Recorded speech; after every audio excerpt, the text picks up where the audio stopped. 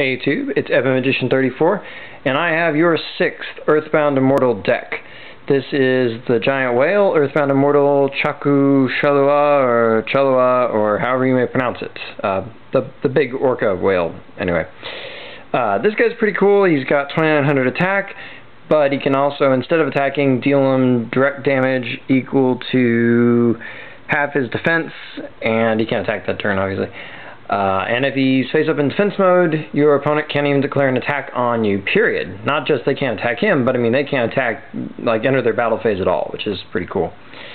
So what we're going to do is we're going to go ahead and, I mean, you can use him to attack directly, you can use him to defend yourself if you want, but we're building around the concept that he's a fish.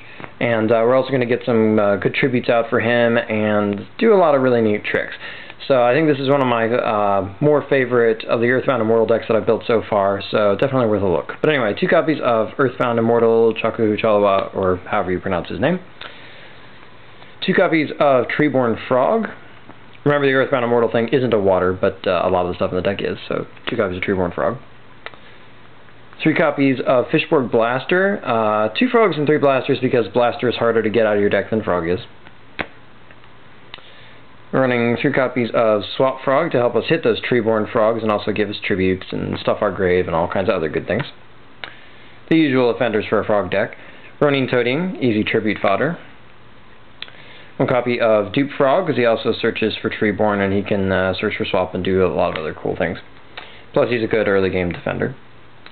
We're also running 2 copies of Oystermeister, playing off his being a fish, and we have plenty of ways to use him to get the token off of him and do other things. So we are running 2 copies of Oystermeister. 3 copies of Caius the Shadow Monarch. Just the best 1 tribute monster, arguably, that exists in the game. Very powerful, good removal. Frogs love him. Don't need much more reason than that. We're running 2 copies of Mobius the Frost Monarch. He's a good water monarch. Really, he's here to help fuel your various water-based tricks. But there's a lot of back row stuff going on right now, so he doesn't hurt for that either. 1 copy of Gores, the Emissary of Darkness. Play carefully so that this guy's not a bad draw. We're also running 2 copies of Battle Fader. Honestly, the deck's a little tight, otherwise you could easily run 3 Battle Faders.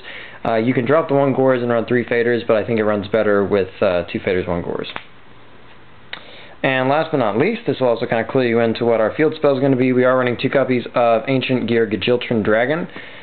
Basically, for the purposes of this deck, you obviously don't worry about his other effects. You're just concerned about the fact that he has the Ancient Gear. If he attacks, your opponent can't activate spells and traps until the end of the damage step. But the main reason we're running him is because we can get him with Geartown. That's our field spell. We're only running the 3 Geartowns, we're not running any way to search them, but if your opponent wants to kill your Earthbound Immortal, you're going to get a 3,000 point Ancient Gear Dragon in its place from your hand, deck, or grave. This is actually a very good card. And while this is on the field, you can also just summon the Ancient Gear off of a single tribute, so that's your Treeborn Frog, or whatever it may be, or even your Running Toading. Just an excellent field spell all the way around, and virtually nobody else is going to have any Ancient Gears, so you don't have to worry about the fact that this actually assists both players with the less 1 tribute thing. So just a good card all the way around, and we do have some ways to destroy it ourselves if you want that 3,000 point beat stick. We're also running 2 copies of Pot of Avarice. Basically, we got a lot of stuff that goes to the grave, and some of it definitely likes to be cycled back, like your Monarchs and other things, and the Geartown Dragons don't hurt, but usually you're going to be sending back your Formula Synchrons and whatnot with this. It's an excellent way to draw cards in this deck. We're running 1 copy of Moray of Greed. Extras are probably going to clog up. We don't have as many water monsters as we might. And a lot of times you want to keep them in your hand or put them in your grave rather than send them back to your deck. So just 1 Moray. Monster Born. Remember, this can get your Immortal under the right conditions. Just make sure you have your field spell. And of course, it allows for some cool sync tricks. 1 for 1 gets you either one of your either your frog basically or your Fishborg Blaster, and can even send some good monster you want in your grave to your grave to do it. Foolish Burial. Those 2 cards basically just make sure your tricks go off. Giant Trunade, great way to help inflict a lot of damage very quickly if you play it right. 2 copies of MST, keeps your opponent from messing you up, basically. It's a short version. 1 copy of Dark Hole, pretty obvious one there too.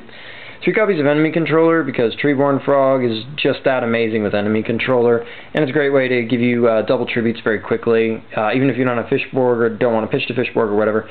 Treeborn, Enemy Control, steal your opponent's best monster, bring back your Treeborn, all that during the standby phase, of course. Drop your field spell, double sack, there's your Earthbound Immortal right there. And you even sucked up their best monster to do it. And last but not least, we're running 2 copies of Fish Depth Charge.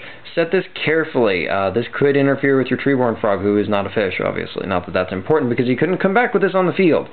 Pretty much just set this when you have a fish on the field.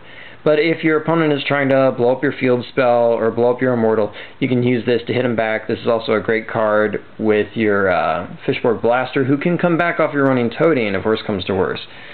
So, and this can destroy any one card. It doesn't have to be one of your opponents. But it does draw your card, so it's just a good consistency thing. Play it carefully. We have in our extra deck 1 copy of Shooting Star Dragon and 2 copies of Stardust Dragon to make sure we pull it off, and this card is still very good.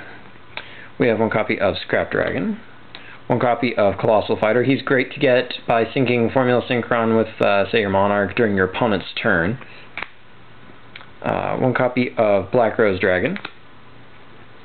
1 copy of Ancient Sacred Wyvern, because it's ridiculously easy to get in this deck, and it can be very good, especially with your Earthbound Immortals who like to attack directly and your dragons.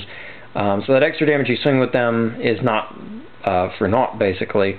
Bringing this guy out later, even if things kind of balance out and your Immortal dies or whatever, as long as you have that life point advantage, this is a good beat stick.